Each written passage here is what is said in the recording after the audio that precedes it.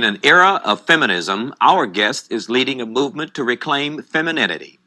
Brenda Verner has identified the traditional process of cultural thought among black women that is the basis for decision-making and social interaction, and has named it Africana Womanism. Verner believes that Africana Womanism is why the feminist movement has failed to lure the rank-and-file black woman. She's also concerned about black college students and what she believes are cults of influence, victimization, rebellion, and idol worship, among others. Brenda Verner is out of the box and off of the plantation. I'm Tony Brown. In a moment, Africana Womanism and the cults of influence. My guest is Ms. Brenda Verner. Ms. Verner has a master's degree in education from Harvard University, heads her own communications firm in Chicago, and is chair of the National Africana Women's Studies Organization. Ms. Verner, welcome very much. Thank you for having me. Very nice having you. I'm glad finally we could get your schedule straight. I know you speak all over all the time. Thanks for coming. What is Africana Womanism? What is the relevance? Why and what is the distinction between Africana Womanism and what we've come to know as the feminist movement in America?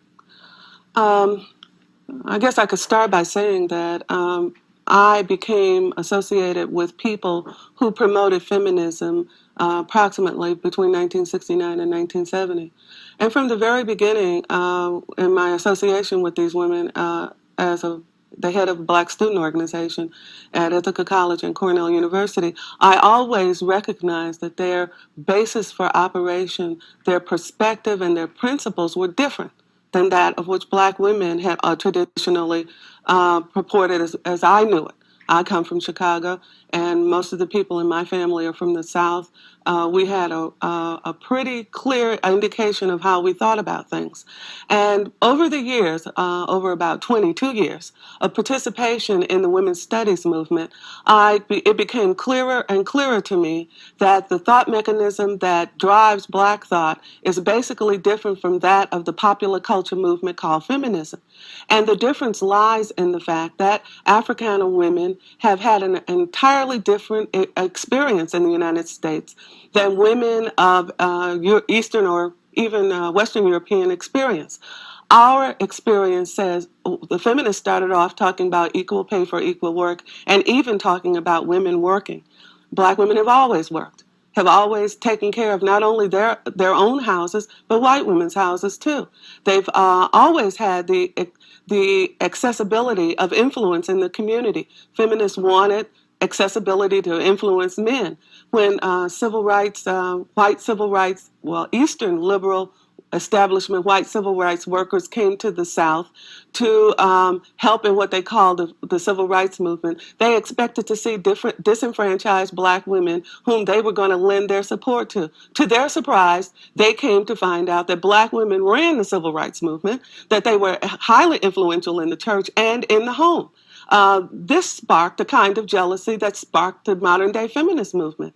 I was recently reading the book by Kay Mills on Fannie Lou Hamer's life, and when they approached Fannie Lou Hamer and encouraged her to join what they called the women's liberation movement at that time, Fannie Lou Hamer's response was, "I don't need to be liberated from my man.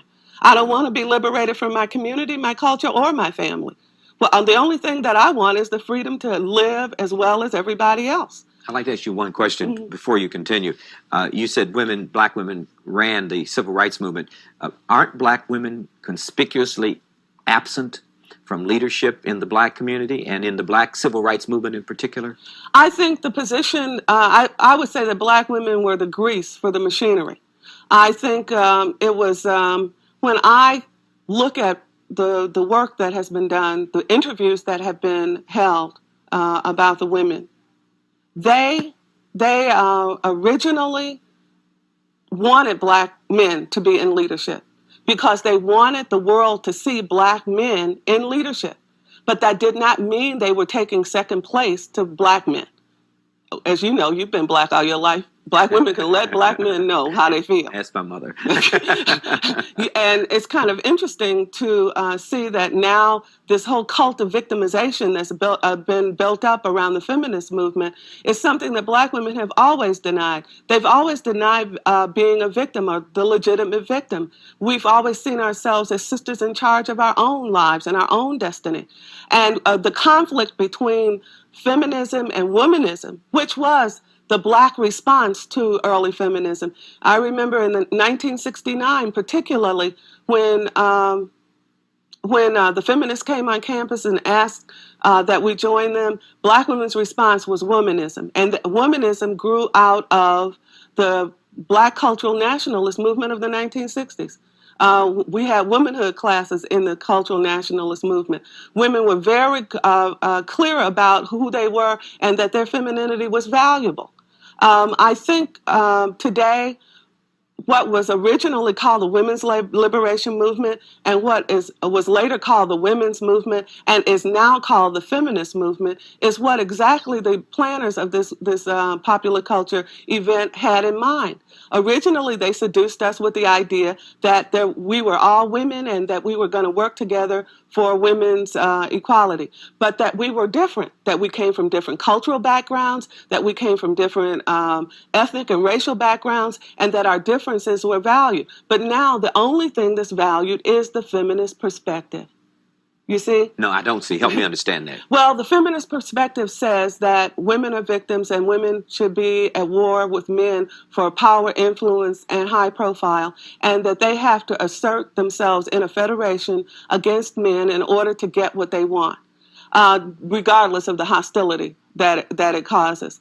Black women have said that black men and black women have suffered inordinate hostilities and terrorism to some degree, and that we cannot wage war, a battle of the sexes against our men in order to gain a foothold or a toehold on the economic ladder in America. But feminists don't feel any reservation to set up, I consider it a hostile environment. But what we as African American women have to do, because things have changed over the 25-year history of the feminist movement. It started off as a women's movement. Now it's clearly a feminist movement, and they are the authors of political correctness, and they're even turning our own traditional cultural thought back on us, saying that if we do not hold their views, then we are indeed incorrect politically. One of the issues that is really important nowadays is whether or not black women have the right to indigenous thought. You see, popular cultures tear down cultural divisions. If you are Irish or you're Italian or you are Asian, there are certain cultural mores and ways of doing things that people have indigenously. The need of the feminist movement is to wipe out these differences so that we can have a one world approach that women around the world will adopt the feminist agenda, which is abortion, the acceptance of homosexuality, the promotion of the idea of women in battle. I remember in 1974, the issue was whether or not we were going to promote the idea of women being in the draft. And my objection was that if these same women who declared that these men who run the country were white and racist, they were going to give them the option of drafting women, guess who they would draft?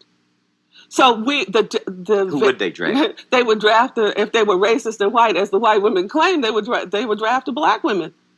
And these are the women that would go to war. And when I asked this question and raised it repeatedly, people would say, well, we should wait and later and see how it turns out. I said, not one life should be lost to see how it turns out. But we are now in the throes of being manipulated by a well-organized, well-heeled popular culture machinery that is trying to encourage women that they to separate themselves from their cultures and from their men and from their traditional base, from their traditional identity. And their identity is the very vehicle through which they view the world. If you don't have your traditional identity, what do you replace it with? And is that a traditional identity worth saving? And I believe that the traditional role of identity among Africana women is crucial to our survival in the Western Hemisphere, in this Western world. And this identity is they're subtly trying to restructure it, redefine it.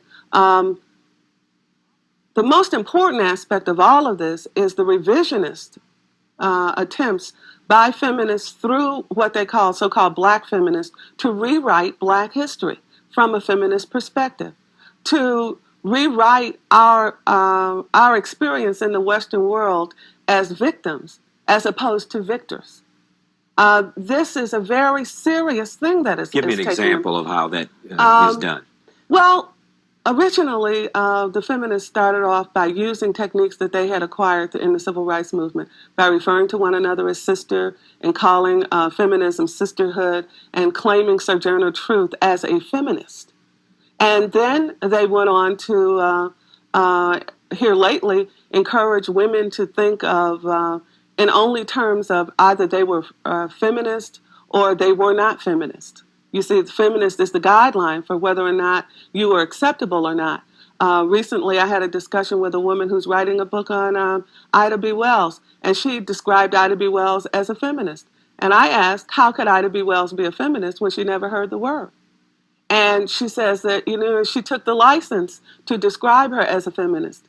And the word that would describe these women of our past, these great heroines of our past, would be Christian freedom fighters. They identified with Christ and through Christ more than they did any other political machinery. And to revise them to fit the contemporary times is, in my opinion, is almost betrayal. It's cultural betrayal. One of the most important aspects of describing and defining the history of black women is their spiritual belief. And the feminist movement is, until lately, has what I would describe it as being a godless or atheistic. But as of late, they have been introducing this concept of goddess worship and worship. What kind of worship? Goddess worship. Godless? Goddess. Goddess. Mm-hmm. It's a reintroduction of pagan goddess worship from the Dark Ages of Egypt. I mean, not Egypt, Europe. And they're actually teaching these courses in women's studies across this nation that you're supposed to worship. There's more than one of them, but the main one is Sophia. And that puts them in direct opposition with the spiritual nature of the black community and black women in particular. I'm not saying that all black women hold the same spiritual belief, but for those who have had even a cursory study of black history, you know that the unifying spiritual nature in America for black women is Christianity. Let me ask you, in that context, in terms of spiritualism in the black community and Christianity, are we looking at a break with that in terms of the gangsta, as I like to call it, the gangsta subculture in the black community? This is not the majority of black people, but it is a phenomenon in the black community. And I include in that gangsta culture having babies just because you want to have a baby, not forming family units because they're not important in your mind to form them, values that I won't bring up here, but the values are certainly not Christian values. They're certainly not values that relate to any religion. They are rather amoral values, if I may. Rebellious. However you like to characterize them. Now, how would this phenomenon fit into your paradigm of the black community being a spiritual community? Well, I think that the same phenomenon that's happening in the black community is happening in the larger American society at large. Something has replaced the traditional communal input, and that is American media and American popular culture. Whereas children used to be outside playing with one another or sitting on front porches listening to other people tell stories, they are now parked in front of televisions. They are now plugged into earphones that they're listening to vile music. They're going to theaters at an incredible rate. They can run to the corner video store and get soft pornography from the time that they're able to put the money on the counter. And we are now in competition with a powerful vehicle or vehicles that are pushing aside the traditional base of every ethnic and cultural group.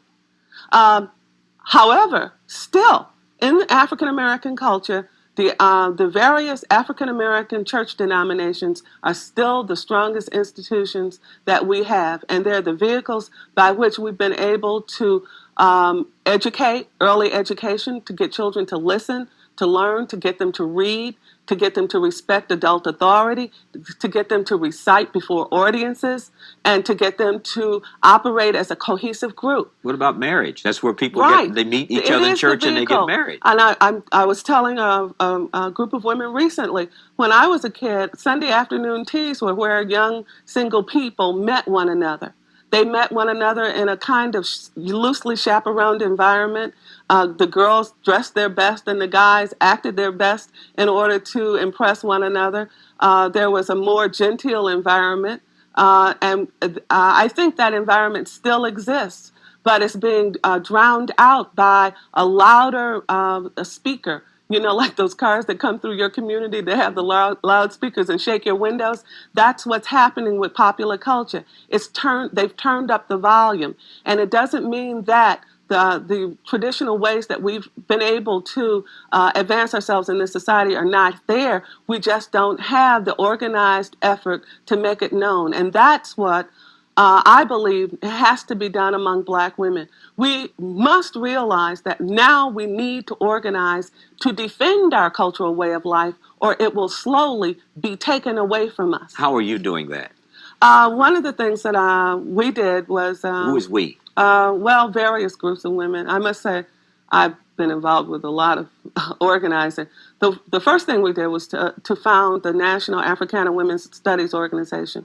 In order that we could come out from under the feminist umbrella, we needed to be able to operate freely. And I have a network of women across this nation who are now in the process of structuring a membership campaign so that Black female students on campuses will have an alternative to feminism. Tell me about the campus. You're very, very, very concerned about Black students on campuses. Why are you concerned? Because Black women on campuses are under the aegis of instructors and professors who have a political perspective that they more or less are presenting as dogma, that these students, when someone has the power of the grade over you, they do have the power to change your mind, even if you resist.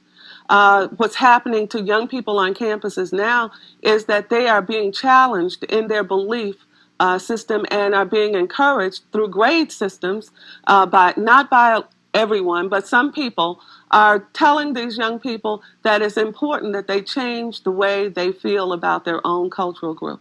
And that they must embrace the popular culture, politically correct. Give me an example of how that would happen to a young Black woman. What is it that one would ask her to give up in order to get what? Okay, I'll give you even more of a hard case.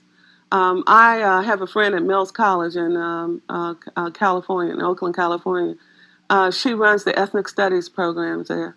The ethnic studies program, young women set up a womanist council. And these are women who are Asian, Hispanic, Native American, East Indian, African, and Africana women. The women's studies program on the campus wants to have influence and have these women under their umbrella. But these women choose to set up their own council and to have their own womanist publication so that they can present their womanist view from an indigenous cultural perspective. The very act of doing this was an act of war to the feminists. And with the help of the president of the college, many acts have been perpetrated against these non-white, non-feminist women who want to stay loyal to their indigenous way of life. And the battle is still being waged. Recently, Bell Hooks wrote an opinion piece in the Chronicles of Higher Education a well-known black feminist, attacking black women who reject feminism and who embrace womanism. She's been trying to project Alice Walker's definition of womanism, which has been supported by the feminists, saying that womanism is to feminism as lavender is to purple. You notice they give purple the stronger color and feminism the stronger perspective. Well, indeed, womanism is a byproduct of indigenous African American cultural thought. Womanism, in essence, says we love men, we like being women, we love children, we like being mothers, we want harmonious relationships and family relationships. We are not at battle with our men. We have an indigenous cultural perspective, and that embraces the positions of men, women, and children. Well, two things I'd like to ask as a result of what you've said. One, are you rejecting equal authority and power with men? And do you resent women having power? And should women struggle to have power? Equal. Not that they are at war with men or rejecting men. Well, you mean equal status. Equal status. Should a woman? Are you talking cultural nationalism, walking behind a man? Oh, no. Well, help clarify that. I remember that. What about period. a woman having power? No, I'm talking about the kind of status that black women have had in where I grew up. They had the power to, and many of them were the heads of the households. They had the power to make decisions about their own life. They had the power to make their own perspective a reality for themselves. You do not have to tear down the house in order to get order in it. But you don't object to women having power. Of course not. I mean, can you imagine black women without power? I mean, the very idea. Think about it. Black women without power? I mean, the very essence of who we are in general in this country is that we are women who are powerful enough to endure the kinds of hardships and challenges and terrorism we have and still keep our sanity. And still love. And even love the children of our oppressors. We are powerful women in our own right. And joining a federation of women who are being led by an elitist group of well-heeled, highly educated, upper middle class, East Coast establishment feminists, radical feminists, is not the answer for cultural women. We are in a serious battle for our way of life in this country. You know, some issues are even superseding color now. The question is American society going to survive? Can we continue to imbibe all of this, this sleazy television, the soft pornography being spewed on our children, and the hostility and anger that is being embedded in children? Children think the answer to all of their questions now is being a ninja. We have a church system that I believe has not been adequately used. I believe it can be an educational institution. I believe that we can re-educate the leaders of these denominations, that we can start an education movement that can at least take 50% of black children out of public schools and put them under black education directives. We have so many things that we can be doing. I mean, just the very act of whether or not your child is going to live these days supersedes joining a federation of women who are at war for money. You know, I live in a neighborhood that is clearly a middle-class neighborhood, but last summer the neighborhood turned into a war zone. Something like 17 children were killed in my neighborhood last summer. And I'm saying that we cannot split our loyalties and diffuse our focus. We have got to learn from the last 30 years. Tell me what we should do, and we have about a minute or so left. What should Africana women do in light of everything you've just said? Right. Africana women should look to the institutions and their networks of people to come together to change the bad situations and highlight the good. What we hear all the time is bad news, but what we need to hold up is the good news that we are still the moral people that we've always been, that we are the bedrock of this society, and that we have much to contribute, and that we need stable homes and stable families and concrete communities. do you need money and power, and not Right. that you reject power, but do you need money to Of make course you we that do. successful woman? No? Of course we do. You know, in Chicago, Chicago for a long time was the home of the black business community. I think that the whole national black community should turn its efforts toward garnering black markets and then wider markets, international markets. We need to found an African American National Congress through which we can process our decision making. I must make a decision. We're out of time. Very good. Brenda, thank you very much. All right, it was a joy being here.